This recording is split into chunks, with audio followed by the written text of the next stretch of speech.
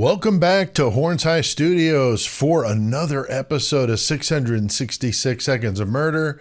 That means each one of these videos is less than 666 seconds or 11 minutes and 6 seconds, but there's a but. This video will definitely go over the time, not by much, but no time to waste. Let's get right into it. Now, don't forget to like the video, leave a comment. It helps more people see it. And if you're not a subscriber, please consider doing that before you leave today. I really appreciate it. It helps the channel grow. Now, it's important to remember that this video is for informational purposes only. These are just my opinions and speculation. I am not an expert. I'm just using some good common sense to analyze this case. I'm not saying anyone's guilty of anything. And all of what I say is alleged. Now, for this episode, I'd like to discuss something that many of you will find very controversial. Most of you probably will. But believe me, I get it. When I first read the email from a viewer, just like you, sent into the channel, I was extremely skeptical of what I saw. I get a lot of that kind of stuff. Some of it I read, some of it I just can't, just too much of it. But the more I thought about it, I felt something, it was something I wanted to share with you guys and get your opinion. Believe me, you're going to have to trust me on this one, just like the Moscow PD. No, I'm just kidding. You're going to have to suspend what you know and believe in this case just for these minutes here when we're talking to let this kind of soak in. So just hear me out. This is most likely something you've never even considered, okay? Now, I want to thank the subscriber that sent this in. He said it was okay to say his name. It's Russell Mohr. He's got a Facebook group about the case. I'll link to it in the description. He said that he sent the email to other creators and was told it was too controversial. He posted it in various comment sections and got a lot of ridicule, some support, but he said, quote, "You're the only one with the balls to do something with this." So let's have it, Russell. All right. So what if the Idaho 4 victims were actually still alive? Okay. So just imagine that for a moment in a case where nothing has made a lick of sense. Maybe the most obvious answer is that what we're seeing is merely a show, a play acted out for a diversion of what's really maybe going on here. Some have said this case most likely goes much further than these crimes, and it's always felt off to me. I know a lot of you probably feel the same way. When I see that Banfield body cam footage, it seems like they're all acting. It doesn't seem real to me. I don't know why. It just doesn't. So most everything in this case seems like that to me. I've always thought that. So that's why when I read Russell's email, I was like, wow, that's kind of weird. Does that seem that way to you?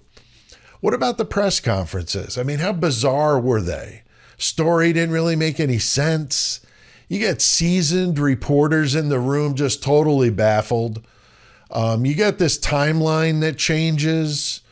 You know, the coroner, Kathy Mabbitt, very strange interview she gave, conflicting information. Everyone else didn't agree with her, basically. And she's the coroner, for God's sakes. First, she said it was 2 to 3 a.m. Then the PCA comes out, says it was 4 to 4:25 a.m. So, you know, all this stuff makes a big difference when you're trying to solve a crime. So could this all have been a purposeful distraction with a million rabbit holes to investigate, knowing that creators like me and Lucky and A.R. Hayes and all the rest of us would be trying to figure this out, and millions of people on YouTube would be watching the videos and also trying to solve the case? Another thing that came up in this case is the fact that no one saw any of the bodies coming out of the house. Normally, that gets all kinds of media attention, video, stills, nothing, okay? I believe that there was only one funeral. And two of the victims I know were cremated very quickly. I think there was a third as well. Does that seem a little strange to you? Did the wound experts have time to do their examinations to determine what weapons were used? I mean, it sure seems like all of it happened way too fast. Kind of like the demolition of that house. Erase any sign of what really happened. It's very suspicious.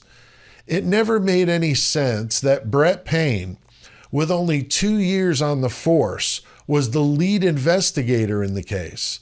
The biggest case in Idaho state history. I have wondered that maybe they put him there to be the scapegoat, to take attention away from what really was going on. So many things in this case, when you consider this possibility of them potentially still being alive, they seem to make a little bit more sense, okay? If you were going to make up a fake story about a quadruple attack, what better guy to put in charge than the guy with no history on the force, never been on a case like this, the Army veteran with a combat tour? Maybe they thought he would be untouchable. Who knows, right? What about all the people there that morning? We have no idea how many were there. Do you believe that there were college kids there and no one took pictures or video? Does that make any sense to you? Could you imagine what kind of money a person could get selling pictures on something like that? I mean, we've seen absolutely nothing. That doesn't make a whole lot of sense to me. Plus, I've mentioned before about the possibility of a video streaming of the events. If that were true, the amount of money for that would be just off the rails. Sick, but then again, if you've seen the news lately, we do sick and twisted really well in this country and in other parts of the world too. We've seen no video from the attacks. Absolutely nothing. What about the Chapins sending their 2 children back to the University of Idaho right after this happened? Would you do that if your kids were in that situation? I'm sure you would not. I know I wouldn't. That's just nuts. I don't care that they gave Hunter a scholarship. Seriously, that never made any sense to me from the parent standpoint or the kids. I mean, I'd want to be on the opposite end of the earth from what had happened to my triplet sibling. So it doesn't make any sense. The entire town of Moscow, Idaho, completely silent. The entire town, 25,000 people. No one has been interviewed about what really happened. I mean, you mean to tell me in a town that of that size that somebody would want to cash in and sell their story? I mean, I know I've mentioned that they were maybe scared into silence by somebody very frightening, and it's possible. But the fact that not one single person came forward seems very strange to me.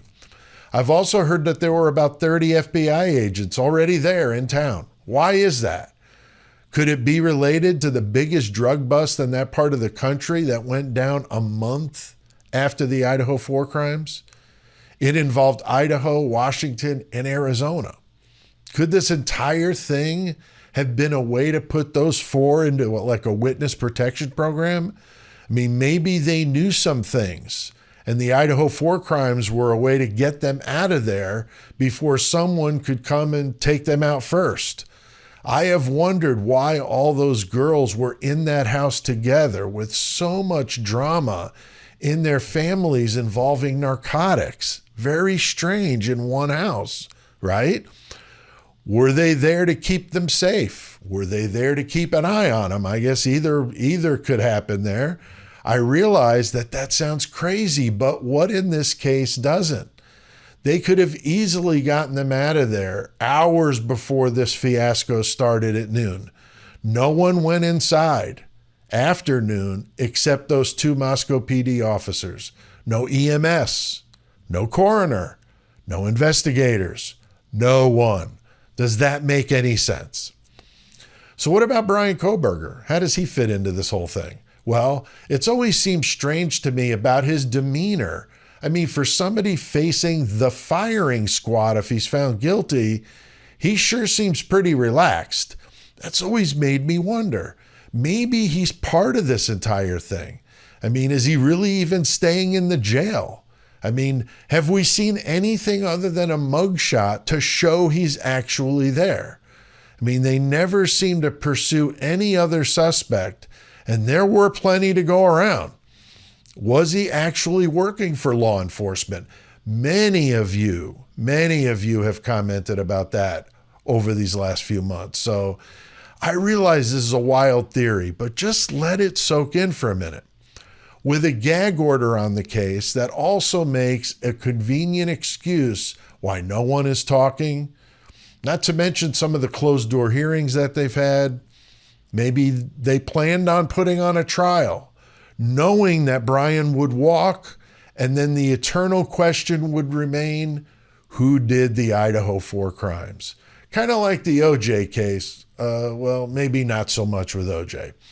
People will talk about it, but over time it will lessen and go away eventually. Brian could write a book, make a bunch of money on a speaking tour and all of that. He would be fine. He would be exonerated, just like he said he would be. The others in the saga, like the frat boys, the Jacks, Jake, Joe Vito, and all the rest, would go on and just be fine. Most of them are out of the country already. I heard Joe Vito works for the DEA. Isn't that interesting? David Loach, Barry, and Jake Schreiger are supposedly all in Spain right now, working in Spain. Have you seen a case where all the people surrounding the victims were not really questioned and held until they figured things out? Lawyered up or not? That's never really set well with me. Have you ever come across a case where there's no body cam of the arrest, no video of these interviews, no 911 call released? Absolutely nothing. Something is off with that. What about Dylan and Bethany? Well, I really don't know what to make about them in this scenario, but maybe they weren't going into the witness protection program, so there's some sort of corroboration with this story concocted in the PCA about the bushy eyebrows and all of that. I mean, they needed at least one person to be there, I think, to put an eyewitness on the scene. I mean, the story that they came up with is so absurd that a high school writer could have come up with a more believable story than this. It's ridiculous. My guess is they never thought the case would get this much attention and scrutiny. Just my opinion. Now, what about Brent Kopacka? Well, some have wondered if he really is deceased, since his body wasn't seen coming out of that apartment building. Same type of deal. Very suspicious. Maybe he was part of the whole thing and also now in witness protection. And anything is possible, right? Now, do I think this is true about them all being alive? I really doubt it. I really do. But I'm not saying it's something out of the realm of possibility, as wild as it is. I still think all bets are on the table. We don't know what happened here, okay? And I just thought, sometimes you got to turn a case on its ear to figure things out, and I'm just trying to spark some debate between us. But thanks again to Russell Mohr for that. It was cool. It definitely got me thinking, Russell, so thank you. Comment below what your thoughts here, and I'm sure I'm going to get some good ones, so let it fly. I do want to say thank you to all my friends in the Horns High Club. You guys are awesome. I really appreciate your support.